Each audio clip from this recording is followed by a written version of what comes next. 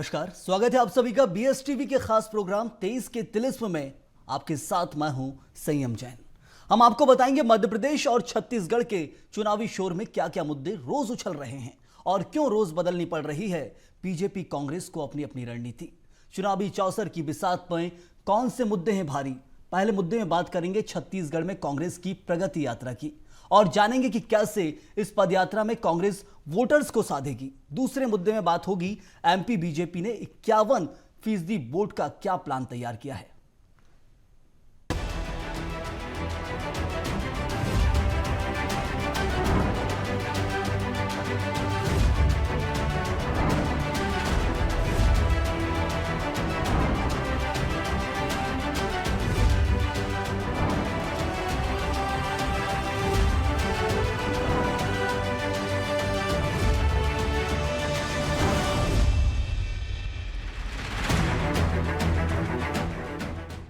तो 23 के तिलिस्म में बात सबसे पहले मुद्दे की।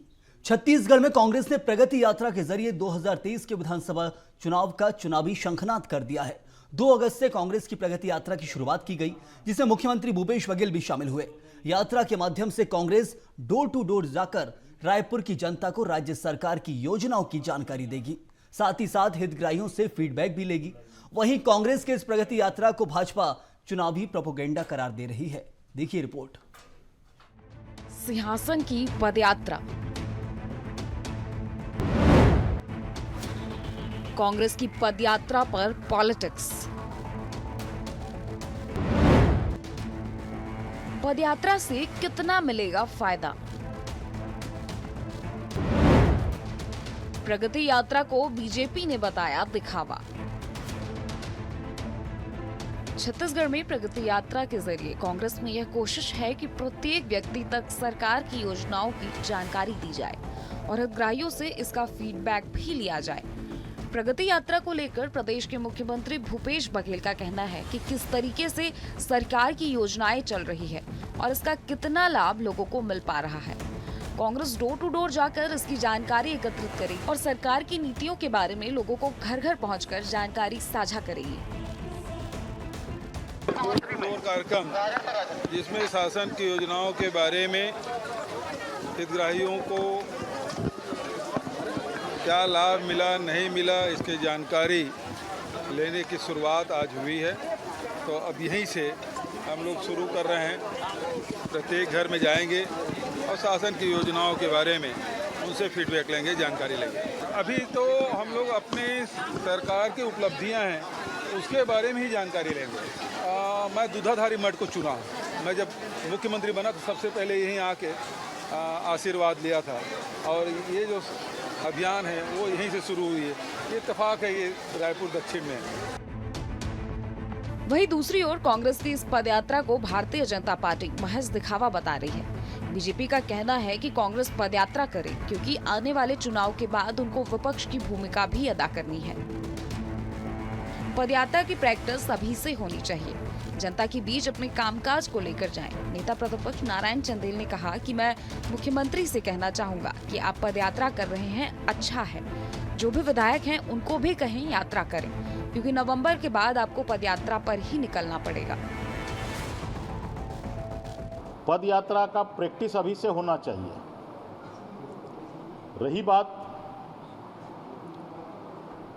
अगर जनता के बीच में जा रहे हैं तो सत्ताधारी दल का ये कर्तव्य होता है किसी भी राज्य में कि अपने कामकाज को लेकर के जाएं। जो उन्होंने किया है, क्या किया है, कितने का किया है, कहां किया है, इसको लेकर के जनता के बीच में जाना चाहिए। लेकिन मैं मुख्यमंत्री जी से कहना चाहूंगा कि आप पदयात्रा कर रहे हैं, अच्छा है।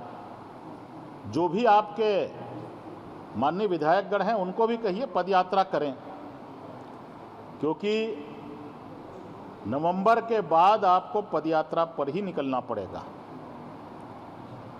और अच्छा होता कि कांग्रेस पार्टी अभी से विपक्ष की भूमिका अदा करने का नेट प्रैक्टिस करे। कांग्रेस ने अभी पदयात्रा के जरिए अपनी योजनाओं का फीडबैक लेना शुरू कर दिया है, ताकि आने वाले समय में योजनाओं को लेकर क्या कुछ समस्याएं कहां हो रही है, इसकी जानकारी जुटाई जा सके। कांग्रेस की इस पदयात्रा को भाजपा विपक्ष में आने की प्रैक्टिस बता रही है, लेकिन देखने वाली बात यह होगी कि आखिरकार 2023 में विपक्ष में आने की प्रैक्टिस किसे करने की जरूरत पड़ेगी। बीएसटीवी के लिए रायपुर से शिखर दिवांगन की रिपोर्ट। तो देखा आपने, एक तरफ कांग्रेस पदयात्रा कर रही है, जनता के बीच जा रही है, लेकिन बीजेपी ने तंज कसते हुए कहा कि अब आदत डाल लीजिए, क्योंकि चुनावों के बाद आपको विपक्ष में यही करना है।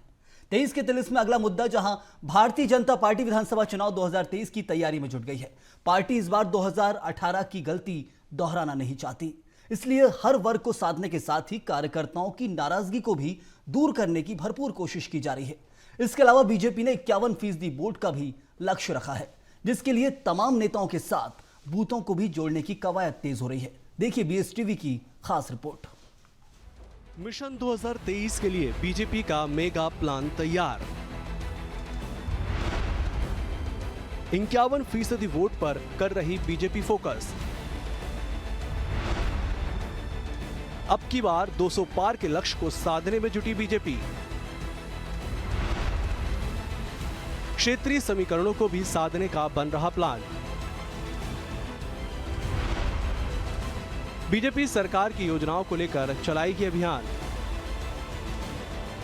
बीजेपी के चाणक्य अमित शाह ने पार्टी के वरिष्ठ और नाराज नेताओं को साधने के साथ ही जमीनी स्तर पर फीडबैक और नए मतदाताओं पर फोकस करने को कहा है। इस पर पार्टी ने काम भी शुरू कर दिया है। भाजपा के दिग्गजों को संभागीय बैठकों के साथ ही विधानसभा अनुसार जिम्मेदारी दी गई है, जिसके लिहाज से चुनाव प्रबंध समिति के संयोजक नरेंद्र सिंह तोमर ने रीवा, सतना और कटनी से अपने इस अभियान की शुरुआत की थी, जिसके बाद राष्ट्रीय महासचिव कैलाश विजयवर्गीय, प्रदेश के बीजेपी अध्यक्ष वी.डी. शर्मा, राष्ट्रीय सह संगठन मंत्री शिव प्रकाश भी मैदान में दिखे। भारतीय जनता पार्टी की सबसे प्रभावी और सबसे महत्वपूर्ण इकाई जो होती है वो बूथ इकाई होती है, और बूथ इकाई पे कार्यकर्ता जो काम करते हैं, हमारे BLA-2 बूथ अध्यक्ष और बूथ महामंत्री, उसको हमने त्रिदेव की संज्ञा दी है। उस कार्यकर्ता के दम पर हम 51% का लक्ष्य लेकर चल रहे हैं, और 51% मत हमें भारतीय जनता पार्टी को मध्य प्रदेश में मिलेंगे, निश्चित तौर पर मिलेंगे, क्योंकि हमने किए हुए कार्य, सरकार के विकास की योजनाएं, सरकार की वो तमाम योजनाएं जो केंद्र सरकार और राज्य सरकार ने मिलकर एक आम व्यक्ति के जीवन स्तर को ऊंचा उठाने का प्रयास हुआ है। बिजली, पानी, सड़क सहित आवास और चिकित्सा देने का काम हमने किया है। सम्मान हमने बढ़ाने का काम किया है। एक समानता, एक रूपता समाज के अंदर आए, इस दिशा में हमने काम किया है। हमारे किए हुए काम को लेकर जब हम जनता के बीच में जा रहे हैं तो निश्चित तौर पर हमें उसका प्रतिसाद भी मिल रहा है, और मध्य प्रदेश में अब की बार 51% मत के साथ में भारतीय जनता पार्टी शानदार विजय प्राप्त करेगी। नवंबर में होने वाले विधानसभा चुनाव में 51% वोट शेयर का लक्ष्य पाने के लिए भाजपा इस तरह के सम्मेलन कर रही है। पूरे अगस्त में इन सम्मेलनों से राज्य, संभाग, जिला और विकासखंड स्तर तक पहुंच बढ़ाने का बीजेपी का प्लान है। इनमें बूथ समिति के सदस्यों को बताया जाएगा कि किस तरह से एक एक वोट का हिसाब रखना है। इसके अलावा बीजेपी बूथ कार्यकर्ता से मतदाताओं को घरों से निकलवाकर वोट डलवाने की रणनीति पर भी काम कर रही है। 2018 के विधानसभा चुनाव में भाजपा को 41.02% और कांग्रेस को 40.89% वोट मिले थे, जिसे अब सीधे तौर पर 10% तक बढ़ाने का बीजेपी ने लक्ष्य रखा है। इधर कांग्रेस ने बीजेपी के इस मिशन पर तंज कसा है। नारे के अलावा इनके पास है क्या? पन्ना प्रमुख, अर्ध पन्ना प्रमुख, परिवार प्रमुख, दुनिया भर के जो है नौटंकियों के अलावा कुछ है क्या? वोटें कितनी मिलती हैं? 30%, 32%, हाईएस्ट गए 40%, 11% वोट ऐसी बमक के मिल जाएगी इनको, जबकि जनता को सताया है, लूटा है, बच्चों का पोषण आहार खा गए, विद्यार्थियों की स्कॉलरशिप खा गए, मरीजों की दवाइयाँ खा गए, नकली अस्पताल बना दिए, नकली नर्सिंग कॉलेज बना दिए। आज जो है प्रदेश की जनता त्रस्त है। कांग्रेस मीडिया विभाग के उपाध्यक्ष उपेंद्र गुप्ता का कहना है कि बीजेपी सरकार ने जनता को लूटा है, बच्चों का पोषण आहार खाया है, नकली अस्पताल और नकली नर्सिंग होम बनाए हैं। उन्होंने ये भी कहा कि बीजेपी के लोग सिर्फ वातावरण बनाते हैं ताकि 5% वोट बढ़ जाए। बीजेपी प्रदेश में 51% वोट शेयर और 200 पार का लक्ष्य लेकर चल रही है। इसे लेकर बूथ समितियों से जुड़े कार्यकर्ताओं से लेकर राज्य स्तर तक के नेताओं की कई दौर की बैठकें हो चुकी हैं। कार्यकर्ताओं को ये बता दिया है कि स्थानीय स्तर पर रणनीति बनाकर वोट प्रतिशत बढ़ाना है। अब चुनाव में केवल थोड़ा ही समय बाकी है। ऐसे में वोट प्रतिशत बढ़ाने में महत्वपूर्ण भूमिका निभाने वाले बूथ कार्यकर्ताओं से बीजेपी सीधे जीत का रास्ता खोज रही है। BSTV के लिए प्रखर जैन की रिपोर्ट। 200 पार का बड़ा लक्ष्य बीजेपी लेकर चल रही है, लेकिन कितनी कोशिशें कामयाब होंगी ये वक्त बताएगा। यहां रुकेंगे ब्रेक के लिए, लेकिन ब्रेक के बाद आपको बताएंगे कि क्या चुनाव में कांग्रेस को मिलेगा किसानों का साथ। इसके अलावा बात करेंगे छत्तीसगढ़ में महिला अपराध को लेकर बीजेपी कांग्रेस आमने सामने आ गई हैं। छत्तीसगढ़ में किसानों का एक बड़ा वर्ग है। 2018 में किसानों को साधने के लिए कांग्रेस ने कई बड़े वादे किए थे, जिसके बाद किसानों ने प्रदेश में 15 साल की बीजेपी सरकार को बदलकर कांग्रेस को सत्ता की चाबी सौंपी दी थी। कांग्रेस सत्ता में आते ही सबसे पहले अपने वादे में से पहला वादा किसानों के लिए कर्ज माफी का पूरा करते नजर आई। इस बार प्रदेश में चुनाव है। चुनाव को देखते हुए इस बार वादों की फहरिस्त में किसानों को कितनी प्राथमिकता मिलने वाली है, इसके लिए आप देखिए रिपोर्ट। किसान, धान और घमासान, किसानों के हाथ में सत्ता की चाबी। बीजेपी कांग्रेस का केंद्र बिंदु बने किसान। किसानों के लिए बेहतर वादे लाएगी बीजेपी। क्या कांग्रेस को मिलेगा किसानों का साथ? छत्तीसगढ़ में चुनाव नजदीक आते ही एक बार फिर प्रदेश में किसान केंद्र बिंदु पर हैं। 2018 में कांग्रेस ने अपने घोषणा पत्र में किसानों की कर्ज माफी के साथ ही किसानों की आवक बढ़ाने को लेकर कई घोषणाएं की थी, जिसके बाद कांग्रेस 2018 में बड़े बहुमत के साथ सत्ता में काबिज हुई थी। हालांकि सत्ता में आते ही शपथ ग्रहण के तुरंत बाद मुख्यमंत्री भूपेश बघेल ने किसानों के कर्ज माफी की बड़ी सौगात दी थी। इसके साथ ही समर्थन मूल्य में रिकॉर्ड तोड़ किसानों की फसल खरीदी गई थी। वहीं राजीव गांधी किसान न्याय योजना के तहत किसानों को आर्थिक लाभ भी दिया गया, लेकिन इस बार बीजेपी के लिए घोषणा पत्र बनाना एक बड़ी चुनौती है। किसानों को लेकर बीजेपी घोषणा पत्र में कांग्रेस से बड़े वादे करती है तो इसका लाभ निश्चित रूप से मिल सकता है। हालांकि किसानों को लेकर बीजेपी प्रदेश अध्यक्ष अरुण साव ने कहा कि सरकार ने बड़े बड़े वादे किए, लेकिन एक भी वादा पूरा नहीं किया। किसान पहले भी हमारी प्राथमिकता में था, आगे भी प्राथमिकता में होगा। किसानों को आगे बढ़ाने का काम हम करेंगे। देखिए, आजादी से आज तक कांग्रेस की सरकारों ने किसानों के लिए कभी कुछ नहीं किया। गांव गरीब किसान कभी भी कांग्रेस की प्राथमिकता का हिस्सा नहीं रहे।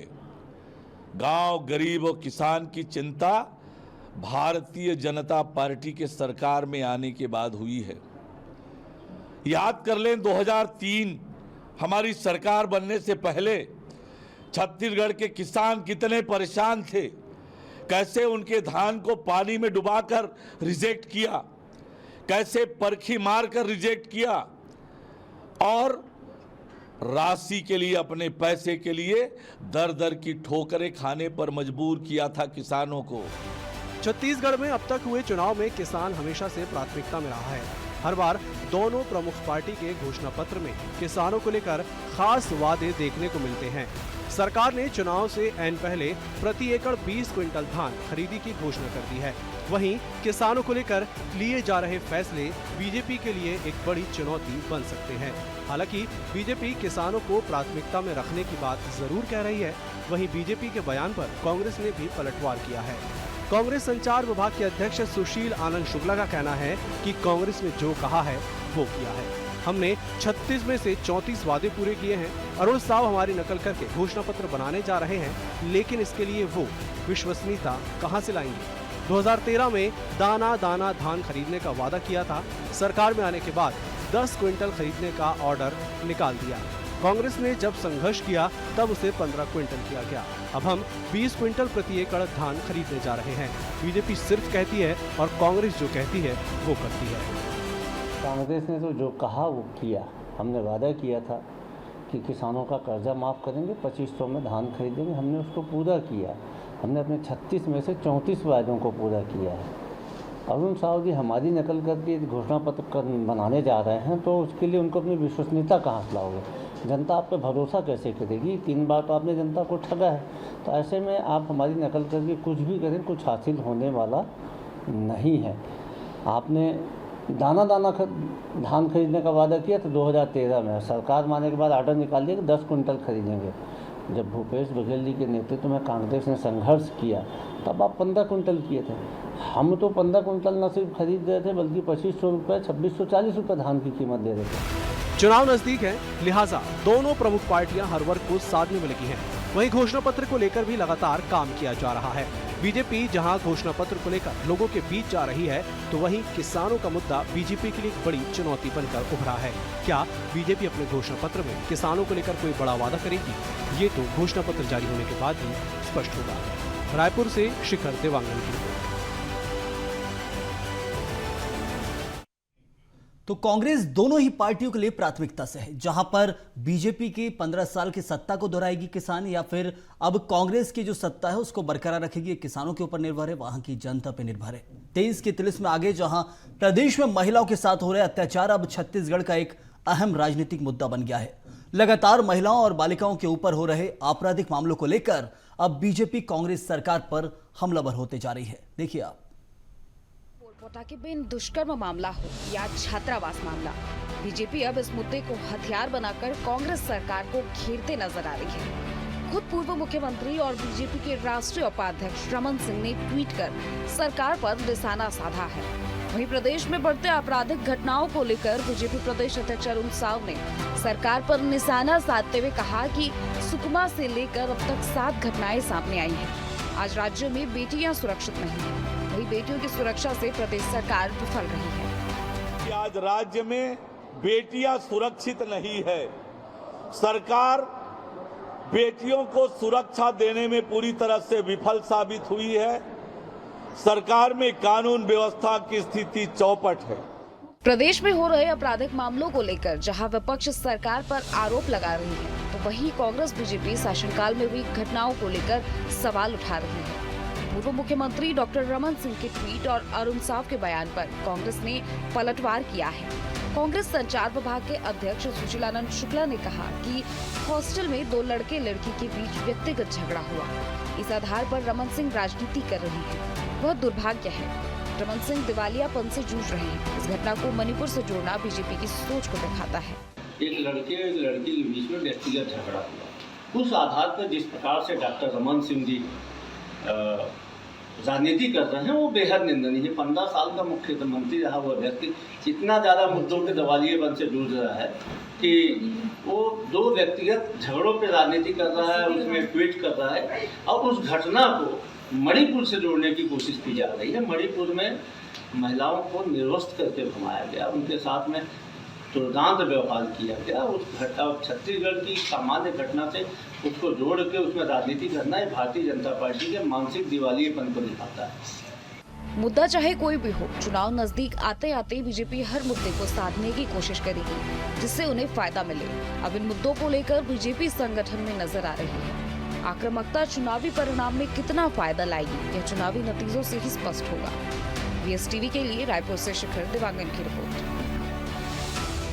इसी के साथ 23 के तिलिस्म में फिलहाल के लिए इतना ही, लेकिन BSTV में खबरों का सिलसिला लगातार जारी है। आप बने रहिए BSTV के साथ।